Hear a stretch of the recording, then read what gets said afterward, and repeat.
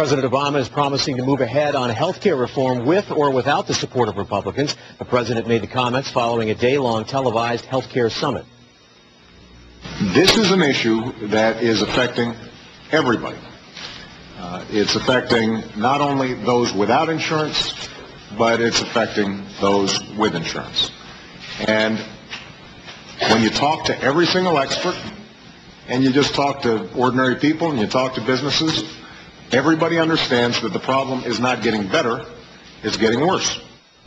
Wisconsin Congressman Paul Ryan played a major role in that summit. 12 News' Ken Wainscott is here. And Kent, Stain's lone representative took center stage for a while. Yeah, he did. He was also at the center of some of the more heated exchanges of the day. But perhaps the most interesting conversation was this one away from the microphones. Just a short time ago, as the summit wrapped up, President Obama paused for an extended talk with Congressman Ryan, who is the author of a Republican alternative health care proposal, which put him on the hot seat today with some Democrats. Janesville Republican Paul Ryan made his case today for a health care system with less government regulation. By federalizing the regulation of insurance and by mandating exactly how it will work, you make it more expensive and you reduce the competition among insurers for people's business. But Ryan quickly found himself in a debate over costs and numbers supplied by the Congressional Budget Office.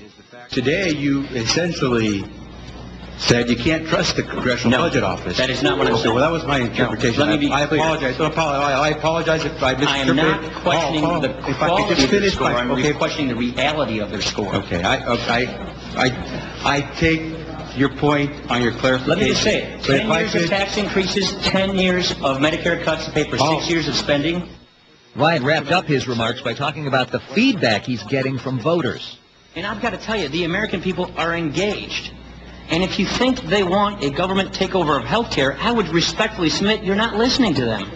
So what we simply want to do is start over, work on a clean sheet of paper, move through these issues step by step, and fix them and bring down health care costs and not raise them. And that's about 40 members of Congress took part in the summit, but others were quick to weigh in. 12 News Washington Bureau caught up with Milwaukee Congresswoman Gwen on Capitol Hill. The president was able to reframe the discussion, to recock the gun, as it were, and to really hone in on the fact that the area of disagreement between Democrats and Republicans was not so much that there was a government takeover of health care, but that Republicans are concerned about the government regulating health insurance companies.